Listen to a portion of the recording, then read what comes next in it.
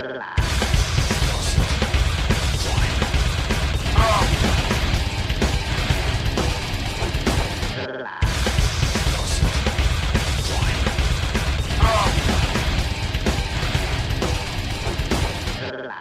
to CAB Radio 2.0. Here are your hosts, Chris Perkins, Mark Cummins, and Jeff Giles. I was saying loving and wonderful things about you. Oh, of course. Well, that's good to hear. That's good to hear. Well, what part, Varla? What, all of it? Well, I heard you guys say that you were talking about, I came in right when you said don't hold your breath. And just the other night, actually, I spoke at a live thing here in San Francisco that just started up that's called Odd Salon. And basically it's a, twice monthly get-together of freaks. The motto is learn something weird. And it's all Awesome. these freaky, geeky, nerdy people who love lost history and, bizarre occurrences. And so I was talking about mermaids and other sort of bizarre creatures of the sea. And at one point I was talking about the Hanyo women of Jeju Island off the coast of Korea, who actually can free dive up to like 65 feet, and they can hold their breath on average 3 to 5 minutes, but some of them can actually hold their breath for up to 10 minutes. The elders have trained themselves to hold their breath for up to 10 minutes, and the audience kind of gasped at that. And my friend later was saying, that a lot of people say after like 6 minutes of oxygen deprivation, you're in like brain dead territory. So the fact that that's an average amount of time for them.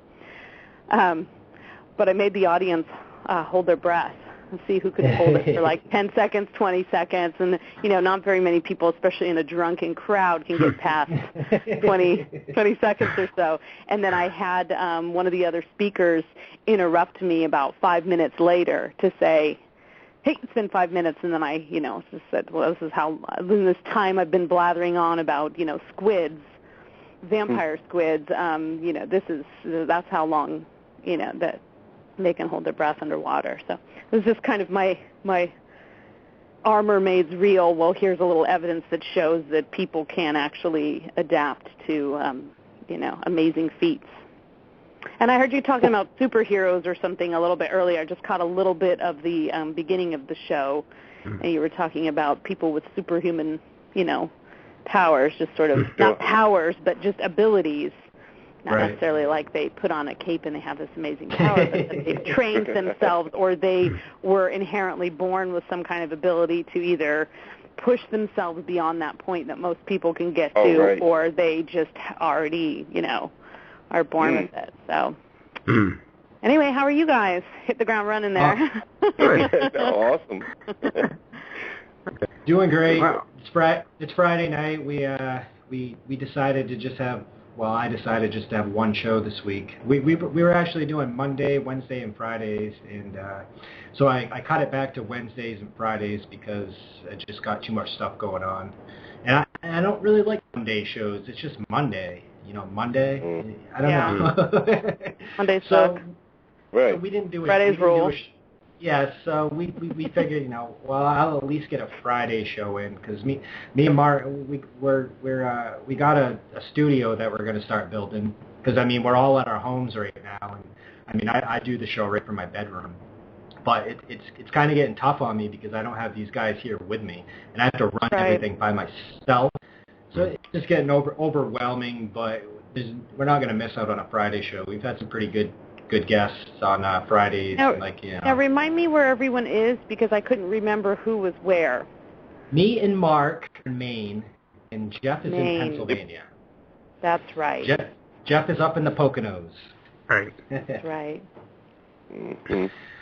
So it's not quite as warm as where you are. It seems that we get a lot of guests from the West Coast, and everyone's always like, "Oh, it's nice and warm out here." Me and Mark are just like, "Yeah, screw you. We're up here in Maine. Mm-hmm. We got like all the snow, and we're Yeah. seeing now. It's been exceptionally dry and warm too, and I have quite a few friends that live in like the Boston area, and they're just like, I'm totally oblivious. I'm like, should I wear my sandals today? Probably not. Might get a little. The wind might pick up around 3, so I'll just go with a closed-toed shoe today. We got a little rain. Whereabouts are you, Varla? I'm in San Francisco. San Francisco, okay. Yeah. San Fran. Good place to live, though. Yeah, it's great. I'd like to get out to San Francisco. That's one of the places in California that I'd actually like to check out. Yeah, it's definitely. I mean, it's a small city for space-wise for what it occupies, and so there's a lot packed in. We're about. They say it's 7 by 7 miles, although it's actually a little less than that. And it's actually very walkable if you can handle hills. And it's one of those cities kind of around every corner. There's frankly, around every corner you'll probably see like homeless encampment, but you'll also see breathtaking views of the Golden Gate Bridge. So. Oh yeah. It's a city of there's a lot of culture clash here for sure, but the best time to come is when there's some kind of public festival, because then you'll see San Francisco like it's absolutely and it's best at its like local little street festivals, because the big parades and things like that. Yeah, of course you expect all the freaks to come out, and the freaks come out from everywhere for those. But when you have like the Haight Street Fair, or the Castro Street Fair, or Folsom Street Fair, that's when you're talking like butts hanging out on the street and crazy people wearing nothing but wings and roller skates, and just like normal stuff around here. There's one guy that just I call him the Energizer guy, but he basically just wears like a pink bodysuit, real tight, roller skates, and he just appears here and there. He just appears at different festivals or gatherings. Sure. All I can I bet picture Haight is Street's fun. The guy on Reno, was it Reno 911 there with the dude, the dude on the roller skates. I can't think of his name. Yeah. Well, imagine him in skin tight pink latex, and you're halfway there. Oh man. Yeah, I live in the Haight actually, so that's. Oh, do you? Yeah. I live in the haunted Haight. Yes, I do. So it's great. It's a great location, real close to wonderful things, but also it can be it can be very crazy here. It can get you can get burnout in the summertime because there's just a lot happening. Mm-hmm. Oh, I bet. Right outside your window while you're trying to sleep. Total opposite of what me and Mark have up here in Maine. Exactly. Yeah, see, if you hear something howl, you actually stand a good chance of it being a werewolf, whereas mine is probably like, a drunken... Yeah, someone wearing a tail and drunk and, playing the bongos or something. Right. That is selling you doses as you walk by. Yeah, right. Awesome. Now, if they legalized drugs, that entire street industry would fall apart. You know that, right? Mm. Yeah. So it's basically like... Pharmaceutical. Oh. Pharmaceutical department would just crash. It would just, the underground part of the pharmaceutical industry would come crashing down. Right. No, we don't need to get into that. Let's talk about werewolves or something. Yeah. Vampires or something. That's right. Yeah, actually, you had sent me your books. Obviously, the first time we had you on, I wasn't able to read both of them, but You know, at least you're honest. A lot of people just pretend like they've read them, and they ask me the questions off the bat, and I'm like, I can tell. That's fine because you know I wrote those questions, so they'll say like, no, like all right, you're making this easy on me. That's awesome. At least you're honest. I'm not. I'm still reading Among the Mermaids. I emailed you and I told you I was like, oh, I finished both of your books. And then after I said that, I was like, wait a minute, I'm not even finished Among the Mermaids. Why did I tell her that? But so I figured I'd clear that up right now. Did I send you my Bizarre books? Did I send you the Book of the Bizarre and Beyond Bizarre? No, I got the Banshees, Werewolves, Vampires, and the Among the Mermaids. And the Banshees, Werewolves, Vampires, and Other Creatures of the Night. This book is awesome.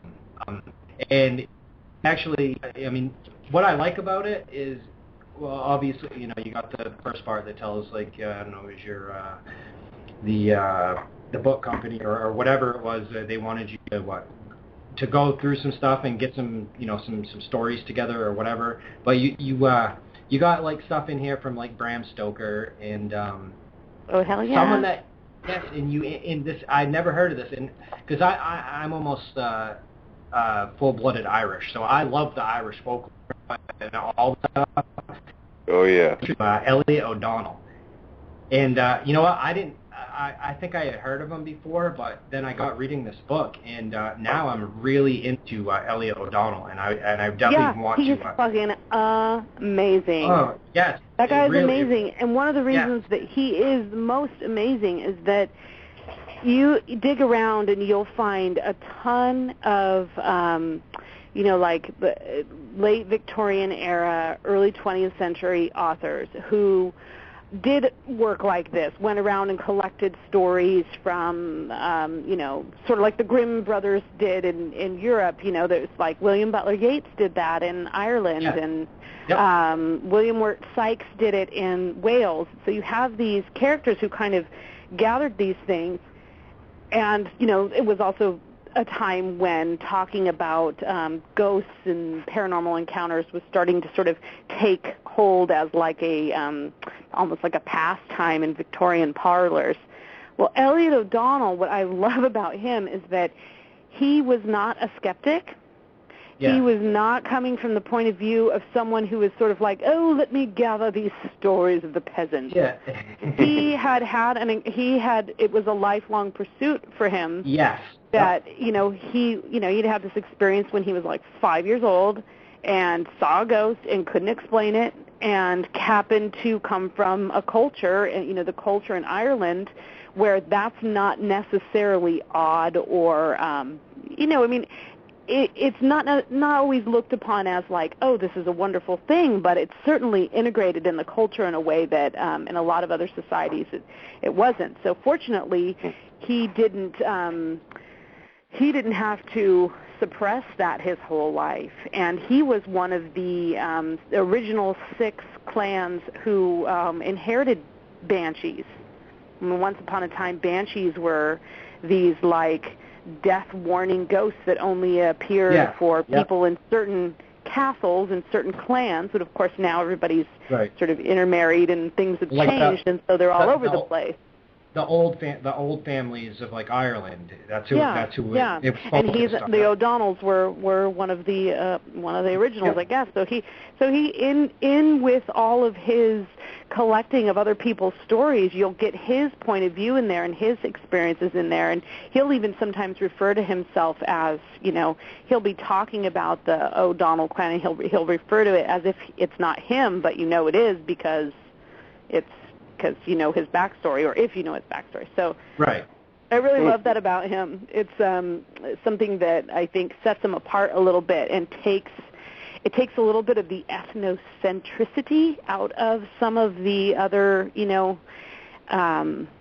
sort of stalwart Christian investigations of, witches and vampires and such, which, there's a ton of good information in there, regardless of what somebody's exact point of view was. There's always some little clue that's been left behind about whether or not someone's real. But he did a lot of work on werewolves like the Scandinavian countries, and talks a lot about the lycanthropic streams, which I imagine were like, flowing with disease. You drink that water, and you start seeing all kinds of things and growing all kinds of things on your body. Yes.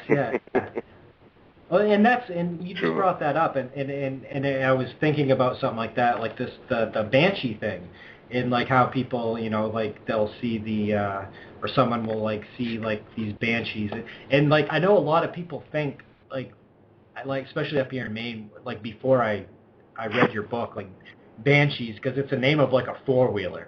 So I never, and I always put it in my head like not what an actual banshee is. Like I don't even know. I never even knew what a banshee was. I just thought it was some sort of animal, but animal in the woods, like a fox or something like that. And then until I got introduced to you, obviously on Coast to Coast was the first time I'd heard you, and I started hearing about this stuff, and that's what intrigued me, and I wanted you to get you on, because it was one of my favorite shows. I think it was I don't know if it was a Halloween. Was it Halloween? Did you do a Halloween show with George Norrie? I did. Okay, so I definitely did one specifically about vampires, and that was actually right before the book came out. And then I did another one, and it must have been a Halloween one when we talked about banshees. And then, that's the one where people called in with their banshee stories. Is that the one you're talking about? They had like an hour of callers, and he said, "Do you know of banshee? How many people do you know that have had banshee encounters?" And I said, well, there's a lot of literature talking about them, and I've heard a couple of anecdotes. And he was like, let's put the question out there. And of course, Coast to Coast, we got like an hour's worth of people describing these things that they saw about a week before someone died, which is basically the kind of that's what a banshee is. But thank you for saying that, because I actually consider it a personal campaign of mine to sort of bring back the banshee and make people aware of some of these banshees and pukas and other creepy creatures and vampires and werewolves. I think we know, and there's a great audience for that. But I actually argued with my publisher about putting banshees first. Not argued, but they said, are you sure you don't want to put vampires first? I mean, people, that's like keyword search, and I was like, no, banshees. Yeah, everybody reads about vampires all the time. I mean... Yeah, it'll get lost in the stacks. We need to bring back the banshee. And the banshee is far more terrifying anyway than a werewolf or a vampire.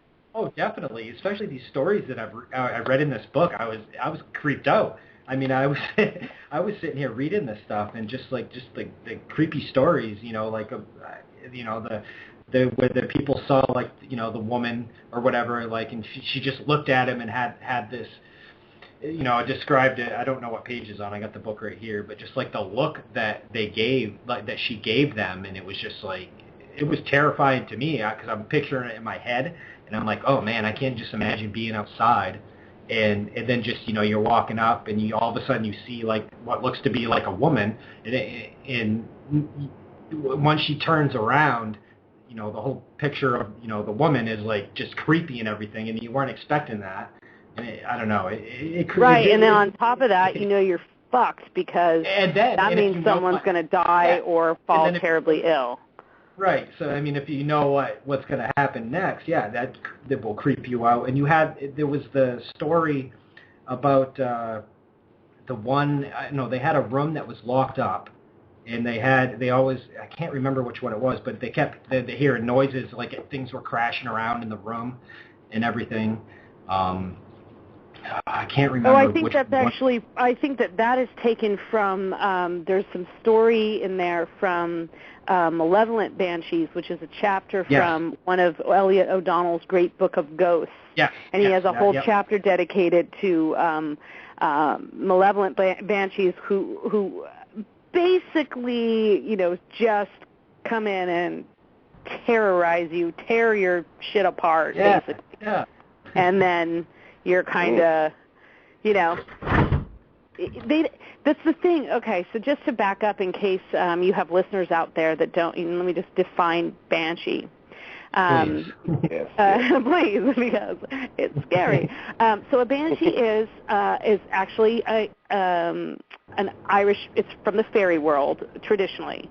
Traditionally, a banshee, by definition, is Irish. There are counterparts and similar entities like banshees around the world, but by definition, a banshee is Irish. And today, we call all kinds of things banshees, and I think that that's fine. But it's a fairy spirit, but it's really straddles somewhere between fairy and ghost. And in fact, one of the most common similarities that a banshee has to like a warning ghost is that, you know, like there's very famous stories like the Lady in White who appears, you know, every 7 years at this castle in Germany to usually foretell of some kind of misfortune or to warn you of, you know, someone that you can't trust, like that sort of thing.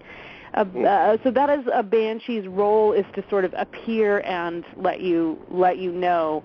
The one of the differences is like a ghost might just sort of like warn you of something, but like the banshee is kind of there to just tell you like it's going to happen. There's nothing you can do about it.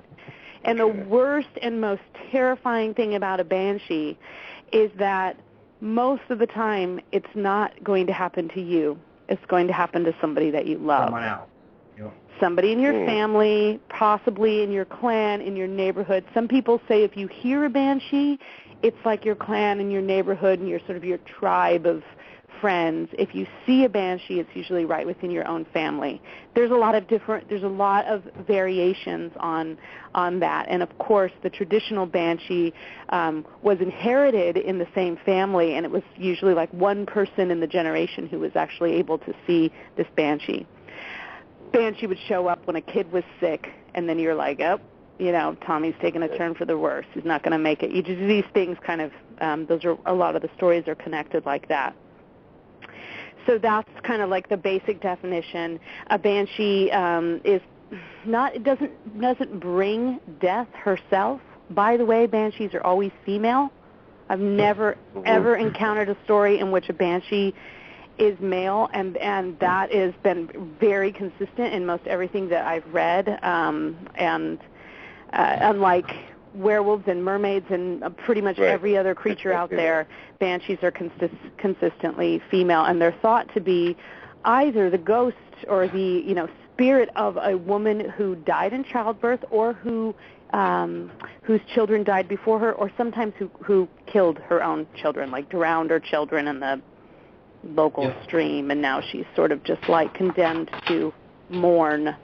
So the sound, the banshee scream, which, you know, I'm sure you've heard of the drink, the screaming banshee, or maybe you've heard it kind of used as a derogatory term for a very angry woman. This comes from the banshee scream, which is very similar to the traditional keening, which is a mourning practice in Ireland. It's a long, low, sad, mournful sort of a song that's done at wakes and at funerals. So the banshee sound is something like that, but a little more supernatural. And, you know, usually you see a banshee at night. It can be inside, it can be outside. In a lot of the traditional stories, it's, you know, out at the crossroads. And she usually looks rather appealing, looks like it might be a beautiful woman, and then when you get closer, you realize there's something horribly wrong, like totally sunken eyes, or just like this, like some sort of, you know, the face transforms into something incredibly terrifying. And every once in a while, you will see the banshee appear as a harmless little, you know, washerwoman walking down the street in her scarves, and you might go up to offer her a hand crossing the street, and then realize that you're about to touch a banshee, which is not a good idea. And someone's gonna die. Yeah, someone's gonna die. And somebody's fucked, right? Yeah, and somebody's fucked. So. So that's kind of like the basic. That's what a banshee is. Now we have, you know, there are actually variations on that, as I said, throughout the world. Warning ghosts, you know, something that Now, I'm not talking about a ghost where, like, you see the ghost of someone has just passed away and they actually come and say goodbye to you. That has nothing to do with Banshees. That's a whole other aspect of a paranormal encounter. And I use the term ghost kind of not, I don't want that to be synonymous with the Banshee, because, as I said, they really are from the fairy mound. That's what the name actually translates to, of mound. So so they're real scary, kind of attractive at first, and then you're screwed. And interestingly, actually, Banshees, the story of the headless horseman. Sure. So I was reading, and it's in Elliot O'Donnell's, one of Elliot O'Donnell's stories too. Yep. That the Banshee appears at the crossroads and will be riding. You'll hear the scream, and a headless horseman and a carriage will ride by, and that's sort of like that. That carriage of death goes riding by. So I think that's probably a lot of where the inspiration of the headless horseman story came from. Those original, those old Irish tales. So how relevant are they, let's say now? If we talk about them being folklore. Well, take it how with a grain of salt. But when Sure. we had people calling in on Coast to Coast, we had so many people talk about a very unusual experience that they had. Hearing something or seeing something that really freaked them out, like opening the door in the hallway and there was this like white ghosty thing that they had never seen before. It really scared them, or like this sort of hideous face thing outside their window. And then not until they had kind of been listening to these stories, people who had never heard of a banshee before didn't know what that even meant. Right. We're kind of saying, oh, but and then George said, have you had an experience like that? And then several people actually kind of realized that someone had died within a week or so of that, and so they were calling in and saying, actually, I don't know if this was a banshee, but this is what happened. I heard this scream that woke me up from. I thought it was my sister. I ran down the hall. She was asleep, and then 3 days later, Grandma died. So I think it's a little bit like, not everybody can see ghosts. Some people can only hear ghosts. Some people can sense ghosts. Some people can't tell if a ghost is anywhere near them. And some people can't handle it if a ghost is near them. And so I think the ability to detect something like that, you got to have a certain element of belief in there. So,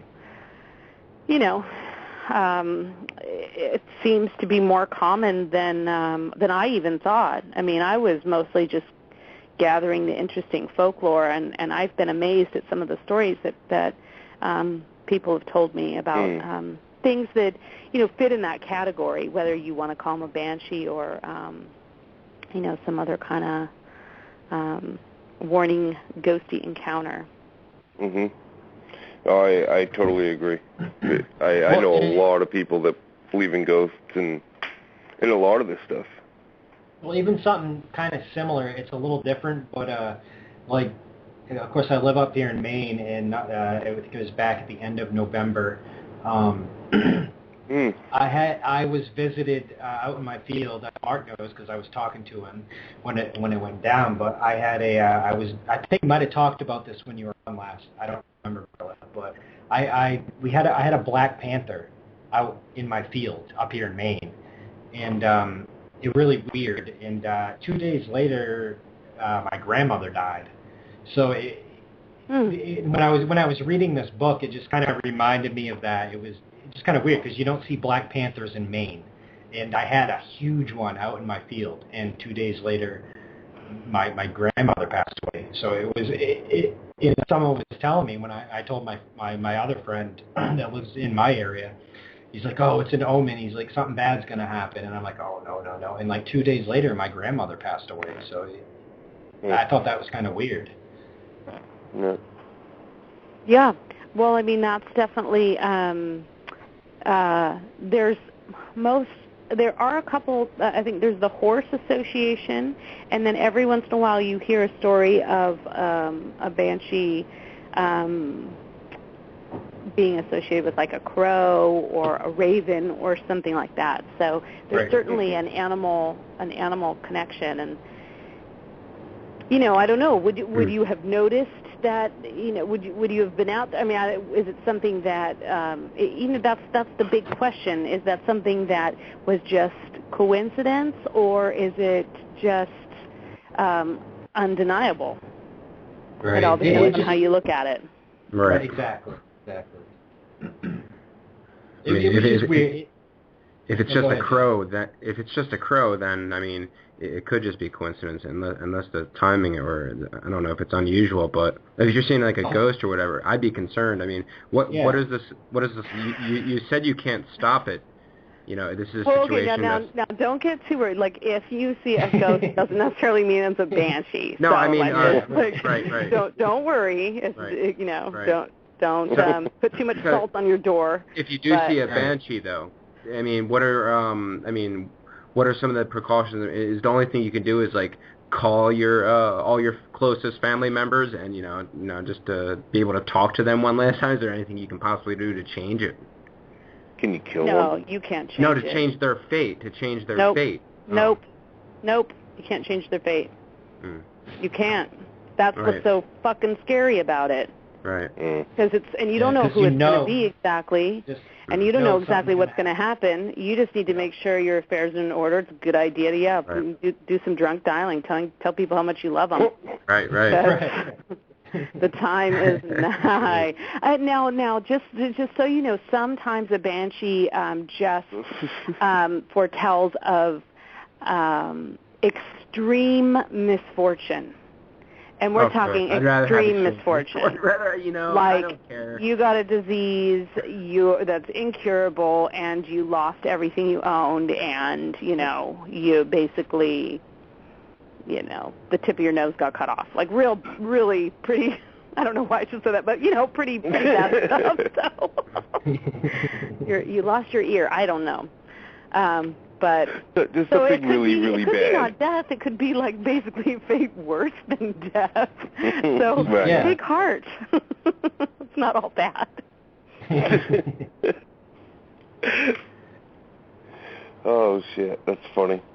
All right. You bring up an interesting point. I want to go back to animals. Is there like a animal spirit realm? Like, can they come back deeply? You mean like their own realm? Like, either their own or do they reincarnate? Or do you believe like they reincarnate? Reincarnate or in any aspect. I can only speak for the cat that I have had multiple times come back. Two different cats, different kinds of cats, reoccurring in a incredibly disturbing fashion. I mean, so much like the other cat that you begin to question if there really was that period of time in which the cat was lost in the woods for 3 years and you were sure they were dead, and then you happen to find this one at the SPCA. I mean, it like that kind of thing. Only now it's a kitten again. It was. I think there's a lot of people who have that relationship with a cat, where a cat will actually reoccur in their lives. You might have the same, or possibly with dogs. I don't really. It's both. It's definitely with both. Yeah, I'm certain of it. I've had 3 different dogs. That aspect of their kind of, that they're mystical, or there's that.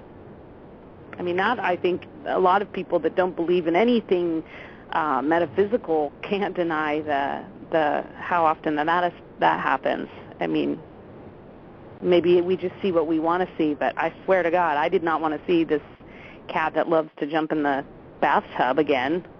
Look at that cat. The cat keeps going back.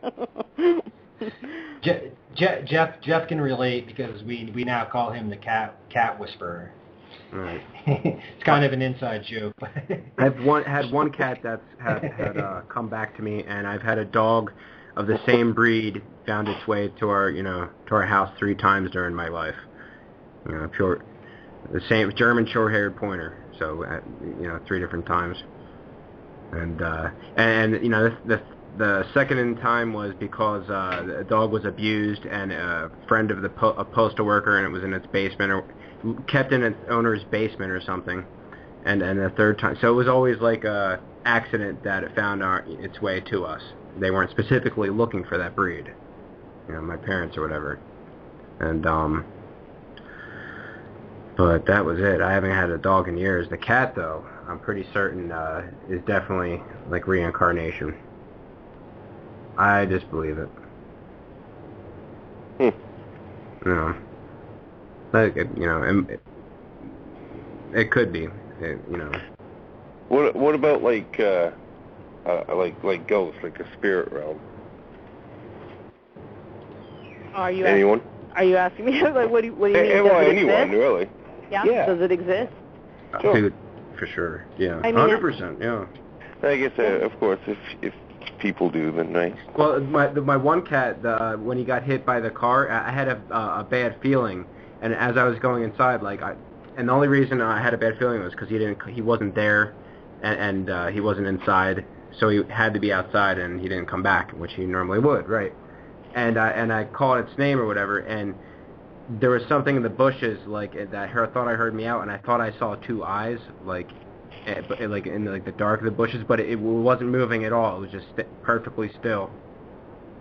And I opened and it just really creeped me out, like a haunting feeling. And then when I went up in my room and laid down, as soon as I got down into the bed or whatever, and I was about to go to sleep, I felt the cat, as though it was there, completely jump on the bed. You could hear it and everything, and then come up and crawl and sit next to me on my back or whatever, up against my back.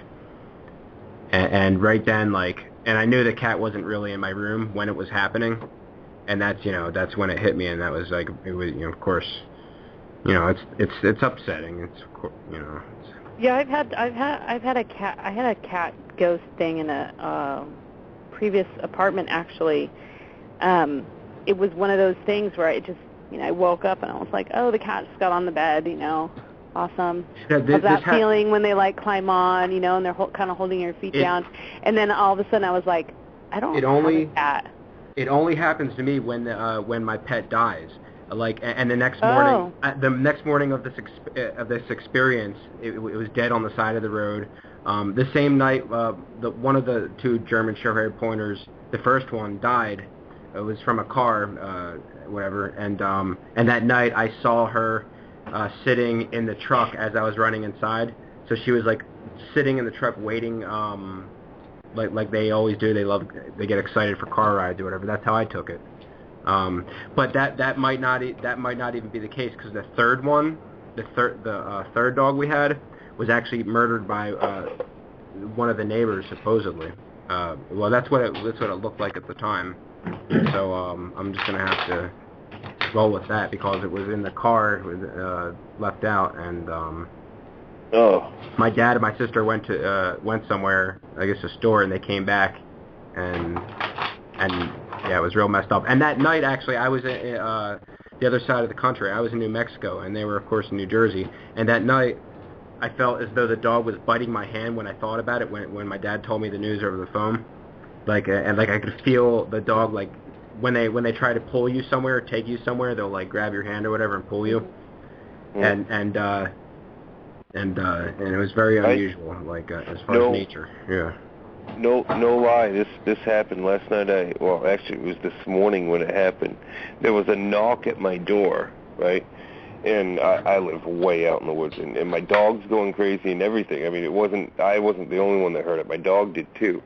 And I went out, let my dog out, and nobody was there. It was like a, what I mean? It was like a clear knock too. It was a. That's not good.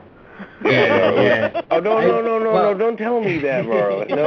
On the door, you're talking about not on the door, right? Like Okay, I'm hanging up now. I'm done. You better lock your door. It's okay, Mark, because you know that I get that a lot here at this house.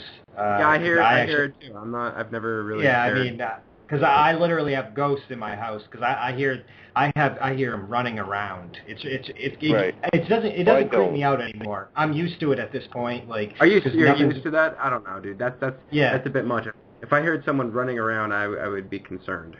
Well, because there's never been anything evil. Though, yeah, I mean, the thing is I think things like that, when I tell people, like, I had several things happen in this apartment that I live in, it's, when you think about it, it sounds scary. It's like, what? There's, like, something, like, tapping you on the forehead or, like, running down the hall. Like, that sounds really scary, and I think that's why we love ghost stories, because we want to kind of, like, get freaked out about it. But in the moment, at least in my experience, in the moment when anything like that happens, you're not really expecting it. Right. And so you just kind of roll with it, and it just sort of like, you're like, oh, okay. Like, I mean, what could you do? You hear that knock on the door, you go down there, the dog's barking, you open the door, and there's no one there. It's like, okay, now the fact that the dog barked, I mean, that totally, backs up that there was actually someone or something was there. So, but what can you do? I mean, you're 3 a.m, you're not going to, like, go get in your car and drive to the 7-Eleven. I mean, you're just going to, like, deal with it.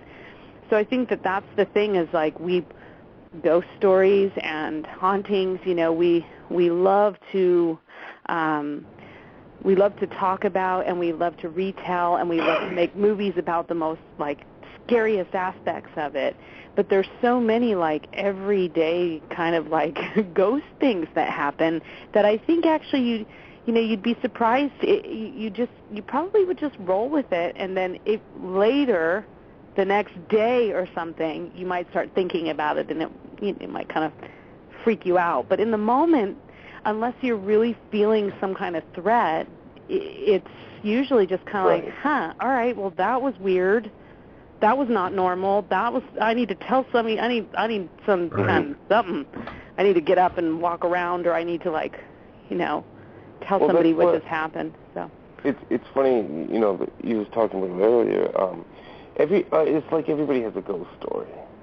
It's kind of like and I don't mean everybody. It's like a lot of people. Like a lot of people have a ghost story. Well, even if they don't believe in them, it's like a UFO, sightings. I mean, I've seen that's them. true. That's true. I find that, and I found that in the first 2 books that I worked on, The Book of the Bizarre and Beyond Bizarre, I have chapters dedicated to basically to ghost stories, and that part of the first book where that was born was out of so many people I knew that had paranormal encounters, had these ghost stories that I wanted to put down on paper, because they were, people that I knew and I believed and I trusted, and they weren't telling me to scare me or telling me to, prove. They were just telling me what had happened to them, and I've always loved to ask people about that. And when you start asking people, almost everyone will say, well, there was this one time. Yeah. And it's almost as if, like, if you just believe a little, or, like, when you're like a full on, I call myself a supernaturalist, nothing ever happens. You go to, like, a haunted house, and you're just like, oh, man, it's like they're on to me. That's so funny.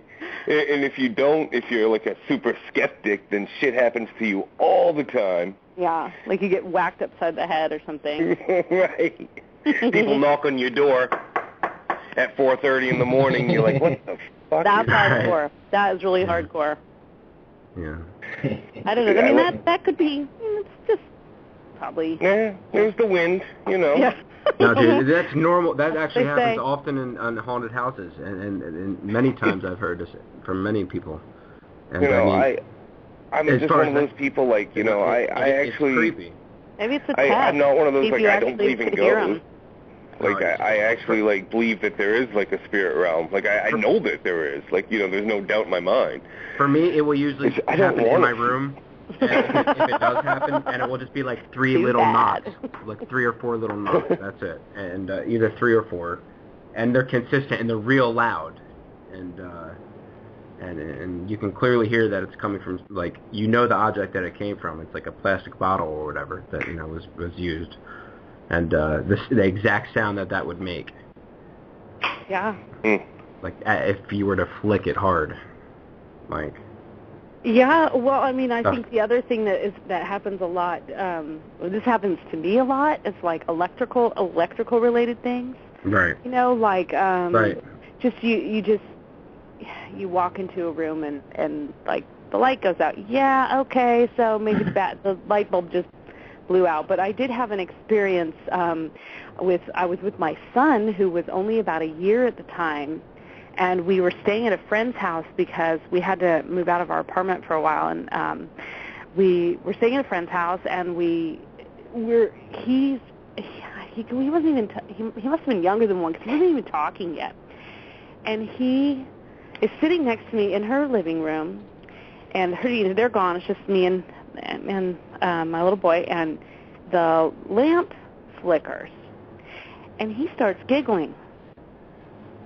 The baby starts giggling, like, it's like, okay, funny, the light's going on and off.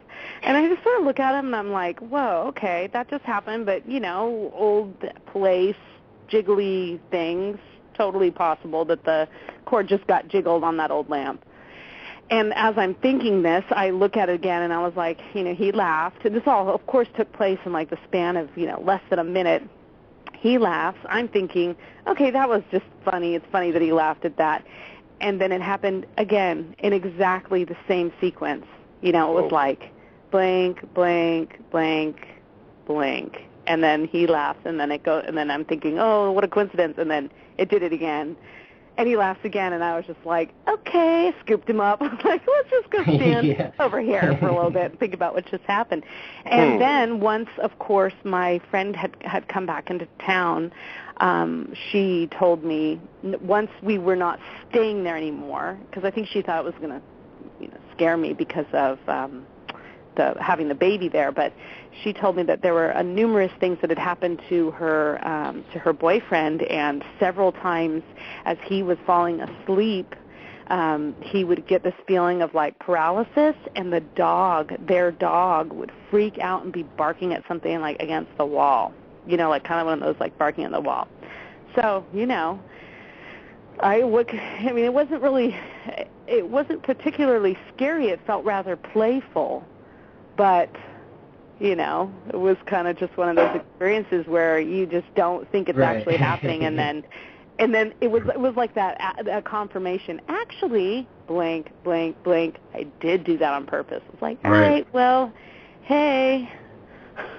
It just makes me think of that scene. That movie Ghosts. Right. Scenes from when they were trying to flick and trying to get her attention. That's just what it. Yeah, like from the point of view of the ghost, where they're like, right. Oh. Right. I read this really hilarious thing. So this is a sort of off and on topic. So there's in the many volumes of forgotten lore that I was digging around in, I came upon a quote unquote lost novel of Mark Twain. There is a novel. It's called Jap Heron. I have it in my digital collection. You can buy it for like 99 cents for your Kindle or whatever. But it's called Jap Heron, a novel written in Ouija. And the story is that this woman, her name was Emily Grant Hutchins, I think, if I'm remembering right, she claimed to have, with the help of a medium and her husband, transcribe a lost novel, the last novel of Mark Twain after he had died. He came to this medium. The story is he came to this medium, and he had, I guess, visited her several times, his ghost, after, Samuel Clemens passed away. And he says, okay, I've got a story to tell. And then one day, Emily Grant Hutchins walks into the parlor to get her reading with this medium, and the ghost of Mark Twain says to the medium, she's the one. She's going to be the scribe. She's going to write my story. So they painstakingly letter by letter transcribe this entire novel. It's, and it's at least 80,000 words, maybe longer, this entire novel, that nails Mark Twain's voice, actually. It really reads like it could be Mark Twain. And there's a whole, wonderful backstory about how this woman had supposedly met him. There's some evidence that she may have actually stalked him a little bit, just from, a journalistic point of view, trying to get him to, co-author with her or mentor her, and him kind of dismissing her and telling her she's not a very good writer. There's a lot of letters back and forth. It's this whole kind of, crazy thing.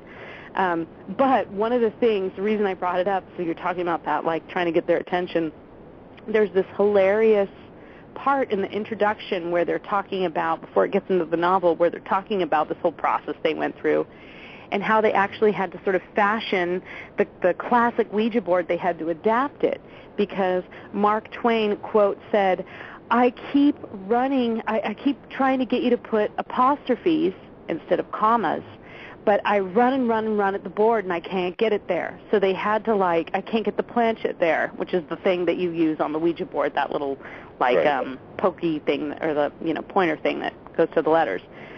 So they actually, added exclamation points and, parentheses and apostrophes and different things to expedite the process of transcribing this entire novel via Ouija board.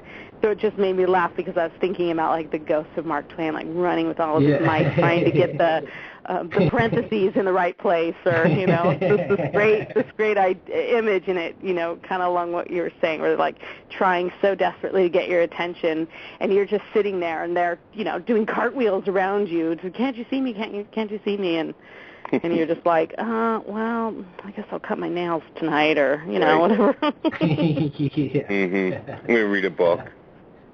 That's not there. Yeah. Hey, guys, we're at the 11 o'clock hour here, so we'll take a quick break, and we'll come back.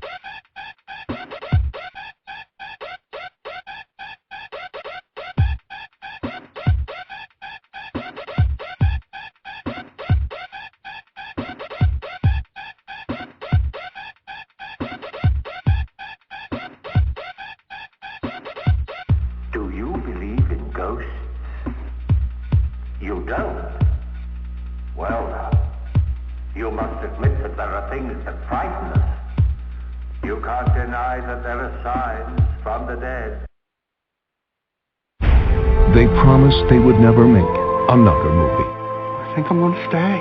You know, maybe this is where I'm meant to be, boys. What if that's it? We never see him again. That might happen. I love you, buddy.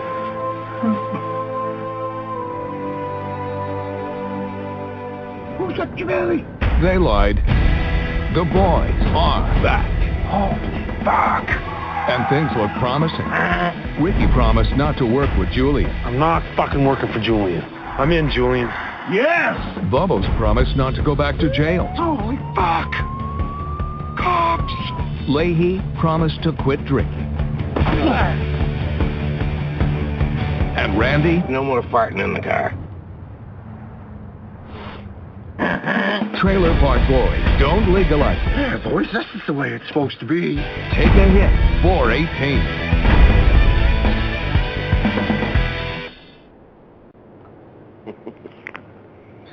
And yes, of course, I can't wait for the new Trailer Park Boys movie to come out. It's the third one. Yeah, and Jeff, you need to check it out. Start watching Trailer Park Boys. Varla, are you familiar with the Trailer Park Boys? No, sir, I am not. It's honestly, you should. I don't know. Maybe you wouldn't like it. I don't know, but it's pretty comical. We'll use the Google after the interview and check it out. Yeah, I don't know how many seasons that they're on. I don't know, maybe like 5 or something like that. It's hilarious. It's different. A TV show. Yeah, it's from Canada. They do it in Canada, and they actually came up and filmed. Canadians are funny. Mm-hmm. Yeah, and they came up and they filmed an episode up in my hometown. It was pretty hilarious. It was an episode with Mark. What's his name? The train episode. They did that in your hometown. Really? Yeah, that was in Skowhegan. The singer for Skid Row. What's his name? Oh yeah. Oh, that's right. Sebastian Bach. Sebastian Bach. Yeah. Yes. Brett Michaels is who I was gonna say. Who's Brett Michaels? Yeah. I was close. Sebastian Bach was in that, and they filmed that right up in Skowhegan, Maine. So that was cool. But anyway, I don't like watch TV, and I'll tell you to watch that show. It's probably the funniest show ever. Absolutely hilarious. Bubbles. All right, I'll check it out. Bubbles. I don't know. You know, it's just one of those things. I guess I've had my nose in a bunch of dusty old books for too long. Well, I hear you. I'm to break out a little here. Yeah, I'm they don't let me out. That's the thing. They just, my publisher basically just chains me up in a room in a library and slides a little scrap of bread under the door until I finished my manuscript. So they're horrible. So yeah, another thing that we wanted to talk about was shapeshifters, and of course, I not as much as I used to. I was always a big time fan of Coast to Coast, and mostly back in the Art Bell days. I really like Art Bell, And I like George Norrie. I noticed recently they've been getting back on the subjects of like aliens and the stuff that you talk about, Varla. But there was a period there where Coast to Coast was kind of talking about there was stuff on there I didn't care to listen to, because that was the thing that my thing was when I went to bed. I would turn Coast to Coast on, and I would listen to Coast to Coast, because I'm the type of person like to kind of freak myself out, and I've done this ever since I was little, watching scary movies with my sisters and stuff, and so I would do that, and I would literally stay up till 3:00 in the morning just because I couldn't sleep, because I wanted to hear what they were talking about. Because you just heard what some trucker saw when he was driving down the road. Yeah. That stuff, or if you were driving, I listened to Art Bell in particular. His era was when I lived in another state, and I would 12-hour drive to go and visit my family, and so of course there was always at some point I was driving at night on some lonesome back road. Yeah. And here's this story of, this regular old, average Joe, didn't believe in, anything too freaky, and then he, saw this thing alongside the road and slowed down, and, was some sort of werewolf-like creature, or he had an alien encounter, and then you're just like, I hope I make it to the next town that has gas. You're almost on empty, and you're like, when the next tap? There's a tap on the window as you pull over. Just you're kind of but shapeshifters. I mean, I think probably the most common shapeshifter we all know is the werewolf. Yep. That's what we mostly associate with shapeshifters, but there are a variety of were creatures, shape-shifting beliefs, and a lot of it actually comes from some ceremonial practices that would happen.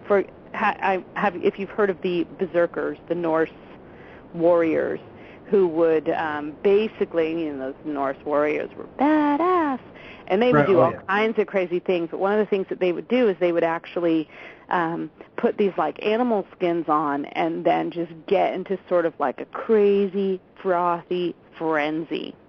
Some people believe that sometimes they actually did take a ritual drink or something that probably had hallucinogenic properties to it. Sometimes it was just a heat of the moment thing. There are a lot of different variations on this, and it was a way of getting themselves geared toward battle. And you can well imagine how scary that would be for your enemies.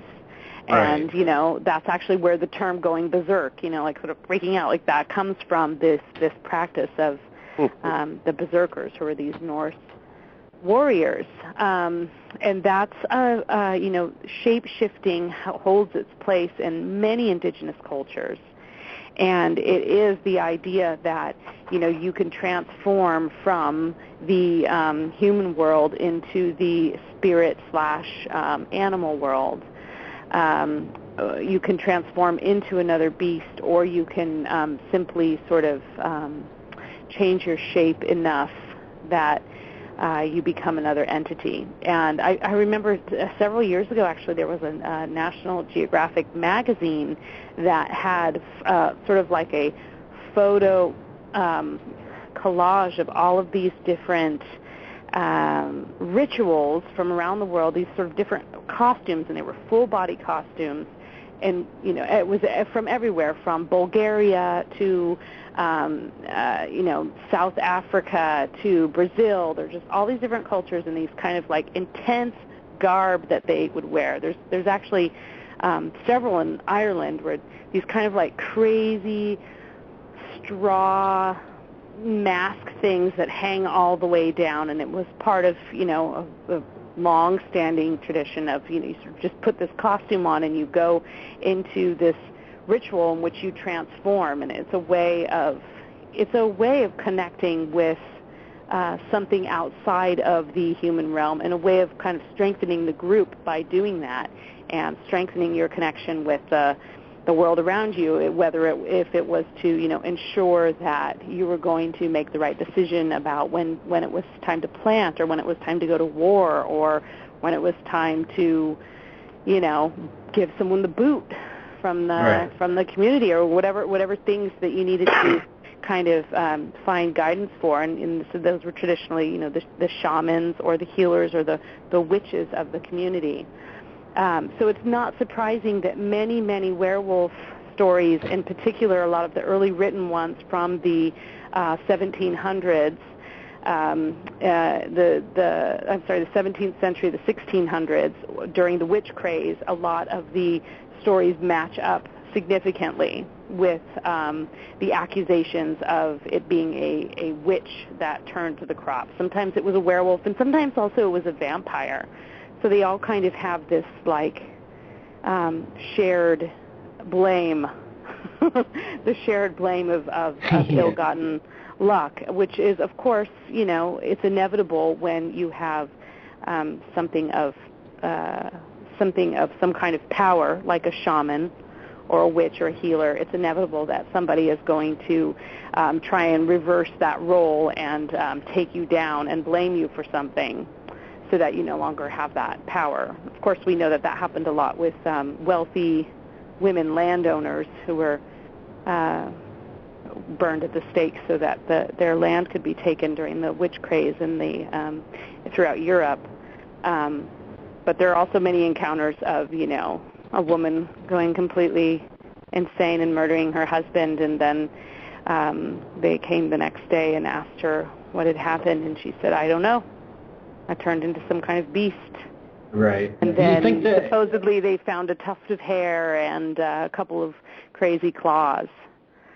She just, snapped.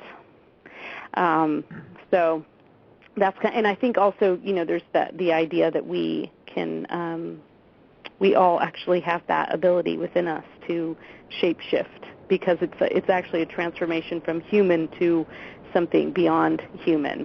And since we are all human, we actually all do have that inherent ability, and it is possible that any one of us could snap. It is possible that any one of us could transform or, transition into another realm. So. And you mentioned like shamans. Is anything you think maybe anything has to do with like sort of mind altering substances? Oh, definitely. Okay, so there's definitely a lot of mind-altering substances throughout, not only through what might help facilitate a ritual experience, but also what might have increased the accusation or the belief in an entity. There's actually, I think I have let me see, in my book here there are three main things that sort of fueled the belief in werewolves in particular. One is ergot poisoning. This is something that also fueled the witch craze, and it was, that people were eating they were eating grains, barley and wheat mostly, that had a fungus on it that nobody realized they were eating, and it was causing, it's kind of like LSD, it was causing hallucinations. And so can you imagine, it's one thing when you willingly take a substance and you're ritually prepared and you're going into it, or you're, hanging out with your friends and you're all going to trip or whatever. It's another thing entirely to just be sitting there one day and the wall starts melting and you have no idea why. So that is a big factor. Other things, rabies, and of course, rabies only, being diagnosed in kind of more recent years in terms of history, historically speaking. And that's something, a dog goes rabid or a squirrel or whatever it is, and of course that is the way that's, passed on is through biting.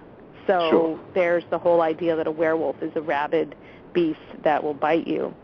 And then actual wolf attacks.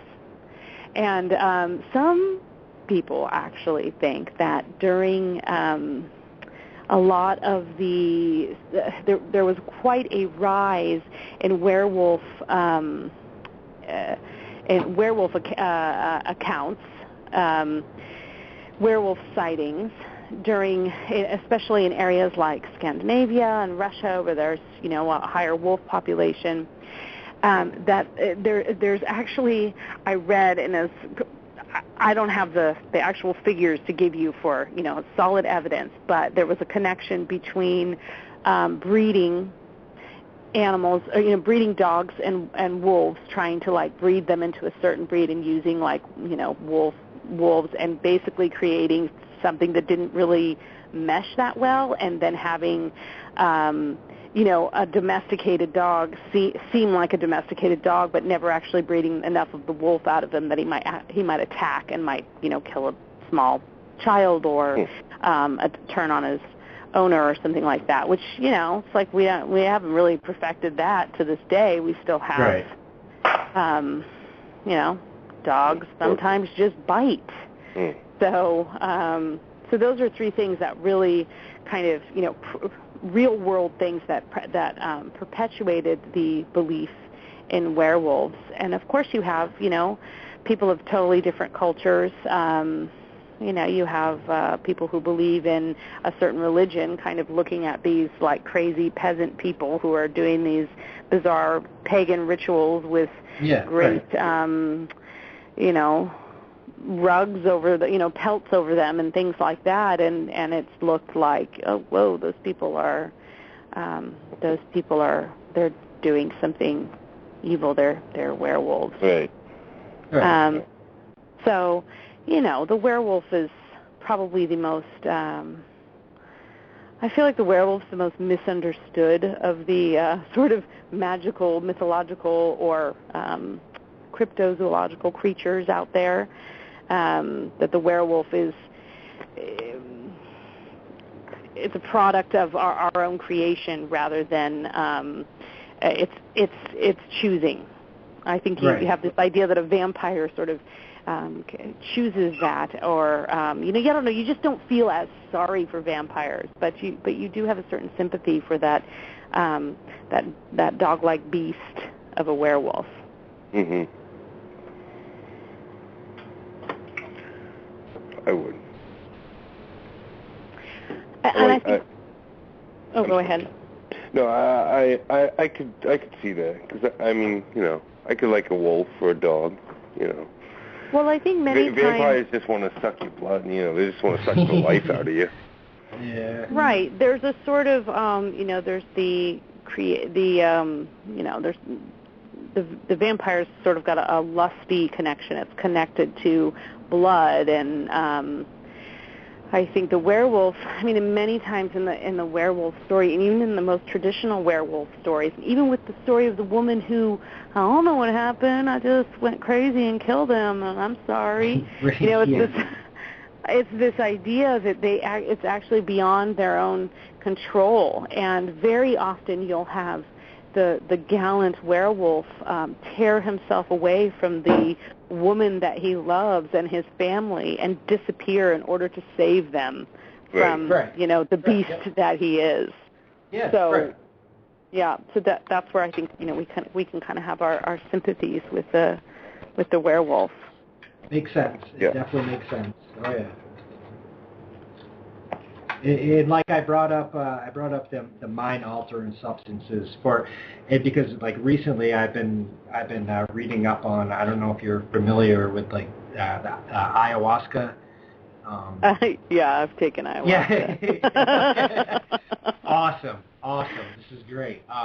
But yeah, I have. I've been reading into it because I was I watched the Joe Rogan podcast. And because Joe Rogan's a big, he's all into that whole thing with the DMT and everything. But he had are you familiar with Amber Lyon?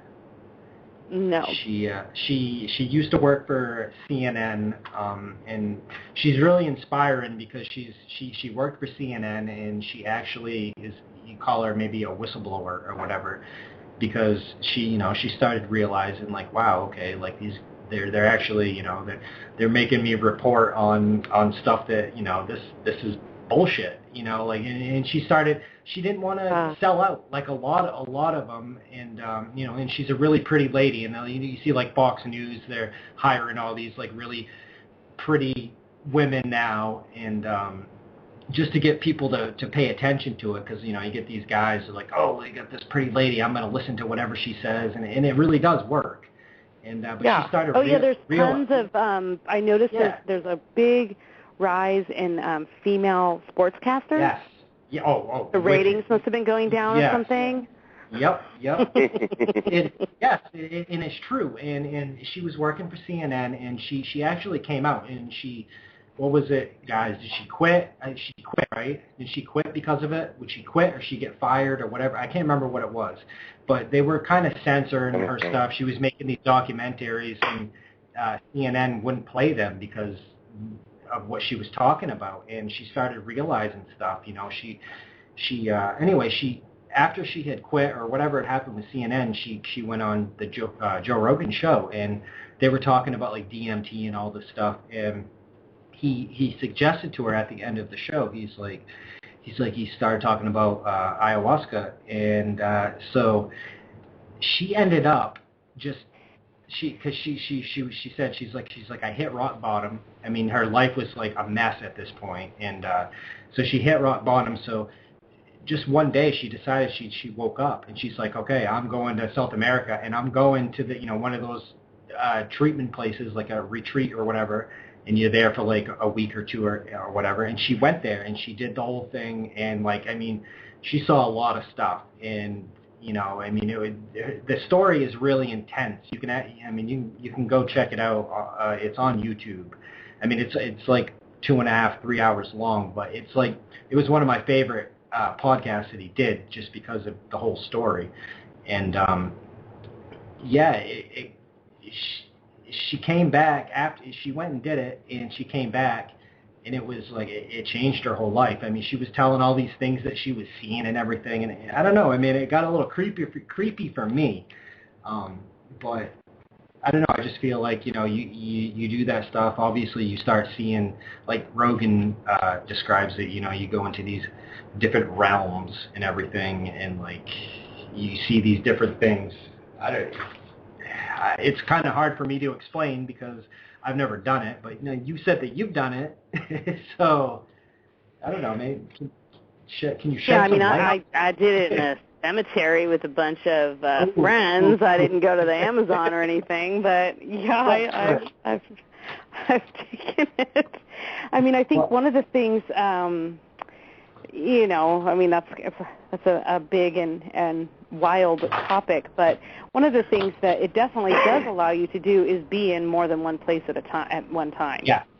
It does allow you to shift your concept of time, if nothing else. Right, Maybe it's just you're shifting your perception of what is time. And of course, if you've done any studying of like Hopi, the Hopi philosophy on time, it's not. We're not actually. It doesn't start at 8 in the morning and end at 10 at night. It doesn't really go like that. It's layered and it's circular, and the years are layered and circular, and there's many things happening at the same time. It's actually that's an incredibly cursory way of describing something that is much more thoughtful and deep than being circular. But I think you get what I'm saying. So it certainly does allow you to be in more than one place at the same time. And I have heard many hilarious stories of like a boyfriend of mine had taken ayahuasca and had this very domestic vision. This is not when we were together, but he said he was sitting on the couch, and he walked to got up, got his wallet, walked to the store, went and got some milk from the store, put it in a bag, walked home, came back inside, set his keys down, and then sort of realized that he had actually never left the couch. Kind of like came back into his body at that moment. It was like just a very simple thing, but he had had this really realistic impression that he had gone and gotten milk and was actually quite surprised that there was no milk in the refrigerator. Mm-hmm. So that's what, it's just like it doesn't necessarily mean that you're, riding a purple dragon across the sky, looking down at yourself, laying in a field of roses. It could be something very simple, but even that is jarring enough to realize that we're very ignorant in our our understanding of time and the past and the future and all of those things. And and that's also why you've got to be very careful with substances like that, because even if you think you're ready for that, you probably aren't, and it can do some damage, and it certainly has done damage to people that I love dearly. So I'm not exactly out here advocating for that, although I will say you can heal brain cells. Yes. You just have to lay off of it long enough. Some things you never get back. But it's a real freaky concept. And so just going back to the idea of, there being, like we were talking about, lycanthropic streams in the beginning, and lycanthropy is the clinical term for werewolfism, and something that you'd actually be able to eat or drink that would bring on the sensation of becoming a werewolf or allow you to see werewolves. This is one man's sort of like account of what he got from an old guy in Scandinavia, and he had to, up in Finland, and he had to translate it, and so, but he still kind of gets the gist that there's this stream that everybody said if you drank from, that's how you become a werewolf. So, there's,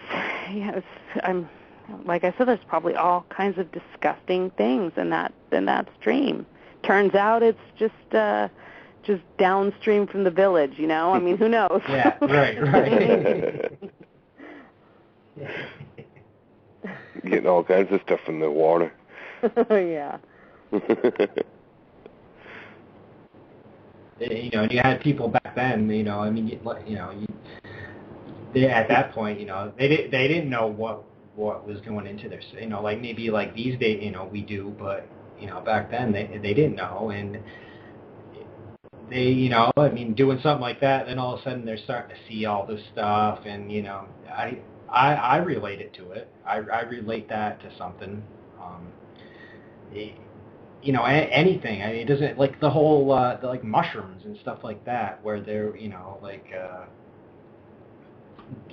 people just started eating mushrooms. That's why my thing on like the Bible and everything, like I honestly think that there was some sort of something that was something that was making them trip, and I personally don't believe it's hallucinations. I think that there's something actually real involved with it. I don't look at it as like you're just seeing stuff. It's hallucinations and your mind is playing tricks on you. I think that you're possibly actually seeing something maybe in another realm or whatever. Like Joe Rogan explains it. He explained it pretty good in that episode. I think there's definitely some sort of connection, but I think it's real. I just think it's some other realm or whatever. You know what I mean? So I don't know. The idea that taking something like that isn't that you are actually going somewhere else. It's that you are seeing something that's there already. That is actually there. Your brain. Which actually, you can loop that right back into the topic of paranormal, because, the idea that something, I mean, these are the questions that you wonder about. Like, so if there's a ghost that like appears every once in a while and knocks on my door, like, where is it the rest of the time? Is it stuck on some kind of time loop? Is it always there and I can't hear it? How long has it been there? How did I never notice that before? Is it just hanging out outside my door? Do I have to get the feeling to know that it's there? Is it, what do ghosts do in their off hours? Like, these are the kinds of things that certain people wonder in the middle of the night when they can't. Sure. Do they get together with their other ghost friends? Yeah, do they have ghost parties? Right. Have screaming banshees and make fun of the hookahs? I mean, That's really funny.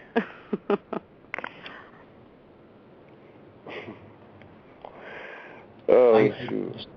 Jeff is having Skype problems, I guess. I wonder where Jeff went. Yeah, I was thinking the same thing. I asked if he was still alive, and he said his Skype isn't working. What's going on? Oh, Jeff, come on, Jeff. It's usually my Skype that's not working. It is 11:30. My Skype never works, so I don't even do Skype. I don't like doing interviews by Skype. It never works for me. This is the first night that Skype has worked for me. I tried doing Skype here many times on the show, and I would break up, and I would lose the connection and everything. And so I had to start calling in from my phone, and I hate that. For a 3 or 4 hour show holding a phone, Mark knows because every time he calls in is on a phone. Yep. So yeah. It's kind of a pain. Tonight I got my nice headphones on and everything, and I'm comfortable tonight, and I like this. So you guys actually have pretty decent sound quality considering how many people you have in on the show. Yeah. A lot of times there's a long delay that's what I don't like about Skype is the delay. Yes, yeah.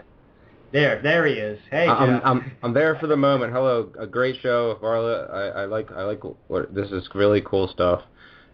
You said that everyone is capable of this shape-shifting thing. So, like, are there instances where someone actually physically is it something? When you say that, is it something that is attainable, or is it something we all have? And how often does someone accidentally access it with knowing nothing about it? I would say it's pretty seldom that somebody would access it knowing nothing about it. Right. However, we do all have the ability to probably lose it or transform to one degree or another. But most people believe, just as with a priest or a shaman, that you actually have to have some kind of experience that calls you to that. Mm-hmm. So you may have had that experience already, and it could be much time goes by, but it's like they say, in order to heal somebody, you have to sort of have been very wounded yourself. Mm-hmm. That you have to know what it takes to come back from the brink. Right. You find that's that's very true with people who work in the psychiatry and psychology. They're coming from, there's something that's happened. Now, that I'm not saying all shrinks are crazy. I'm not saying that, but I'm saying that the best ones are. Right. Yeah. Right. It's like and the best doctors have had to battle some kind of illness in their life because and the best the best counselors, the best drug counselors are the ones that pick themselves up from the gutter, because you are coming from a place of actually understanding and having that deep sympathy. Otherwise it's lip service to a certain extent. And and I think that in a traditional situation where you'd have like a shaman in maybe like pick South America or something where they would actually be using ayahuasca. you would have to have a very authentic experience yourself before you would go down a path that would lead you to actually being what somebody would consider a wise person, or would someone would seek advice from you. So in that way, to shapeshift and to have that ability in terms of like trying to cross into other realms and tap into something else in like in a village witch kind of way. I personally don't think everyone can do that, and I think that that's important that everybody can't do that. And that's where you run into a lot of charlatanism and a lot of false prophets, because there are, the idea that everybody can just be the healer and be the saint. And no, it's actually very special to be that. At the same time, we also have, the flip side of that is that we are... We should believe that we do have the power to do that. Just as you can complain all you want about the government, but you have just as much power as that person in the Senate does. You actually do have just as much power. You just have to get past that mindset that's telling you that you don't. So I think that it's long way around the barn, as my publisher always says. But no, I think I agree with you. Yeah. There's I think everybody has. I think everybody has certain characteristics that we all share that could take us to beyond the brink. But I don't think every single person has those abilities. It's important that every single person doesn't have those. Some of us have to hold together the fabric of reality. Right. Right. Sure. Yeah. We have to, because otherwise everybody's just going to slip through the cracks, and it'll just be us and the Banshees laughing. That's when the Banshees stop crying. They start to laugh.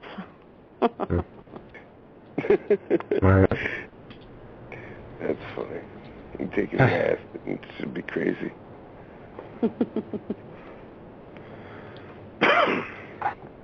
So anyway, yeah. So I mean, we're at 11:40. I think you told me, Varla, that you were going to do an hour and a half tonight. So I imagine you have some stuff to get to tonight, right?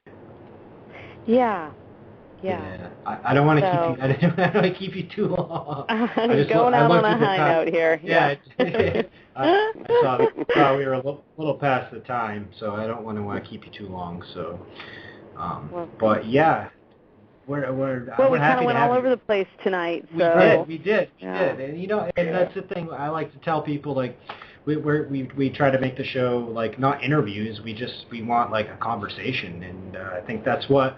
I mean, like, since you were last on, we've got like thousands of more listeners. So I mean, we must be doing something right here. You guys are doing honestly. something right. Yeah. You told me that. You said that your listenership went up quite a bit. So that's yeah. We actually reached almost 7,000 on one night. So that was pretty big for us. So we're keeping it between the 3,000 and 6,000 range now. So we're pretty pumped about that. So and keeping that consistent. Yeah, great. And we're almost to our 50th episode. We got 2 more. Next Friday will be our 50th episode, and I don't know who we're going to have on. I haven't booked it. But party. Okay, so can I make my shameless plug before I'm out? Go ahead. I'm going to say Ventura out. Plug everything. Okay. So my website is varlaventura.com. That's a couple of V's, as in Victor, in there. And that's the blog of the Bazaar. That's where I keep everybody up to date of where I'm going to be and what show I'm going to be on, like this wonderful show tonight. And this is archived, yeah? People can go back and listen to it, or does it? Yeah. Okay. The same link. It will just be archived like 10 minutes after we're done. It will be all archived. Right. So if you're not listening right now, then you will be able to be. See, you're going to be able to time travel just with the beauty of the internet.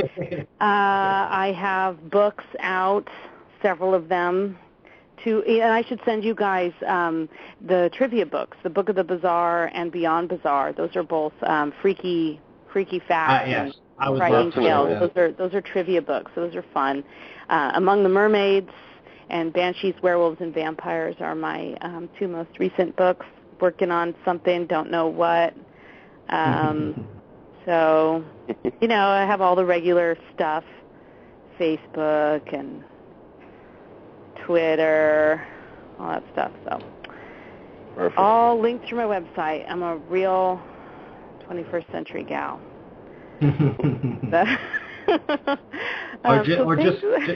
Yeah. Go ahead. Or just go to Google and type in Varla Ventura, and everything will come up. So. Yeah, you could do that. And you guys also very graciously linked I saw that you had my books and stuff up on your Facebook, and so I appreciate that, and I thank you for having me back for another run in the woods here with the Banshees and Vampires. I hope that I scared somebody tonight. I do too, actually. I do. I bet you did. If I have, my work is complete. Yeah, well, I've already had people send me messages on Facebook and say they were getting a little freaked out about what we were talking. Beautiful. So that's all I can ask for. Good job. Love it. Well, yes, and definitely we'll get you back on again because we love having you on. Yeah, you're one of my favorite guests. And your books, like I said, and your books are. I mean, the two books that I've read are excellent. There's no doubt about that. They're awesome. So people need to absolutely go and check those out. So yeah, you should buy them. Yes, buy them. Buy her books. Buy 2 copies and donate one to your local library. Yes, please teenager do can it. Steal it. Nice. Exactly. Yes. Well worth it. Definitely well worth it. So, thank you for coming on. Yeah, thanks for having me, you guys. It's always fun. I never know what you're going to throw at me. So. Well, that's what we try to do here. So. Well, all right. So, Varla, you have a good evening. Okay. Thanks a lot, guys. Good night. Bye. All right. Bye. Awesome. Yes. So yes.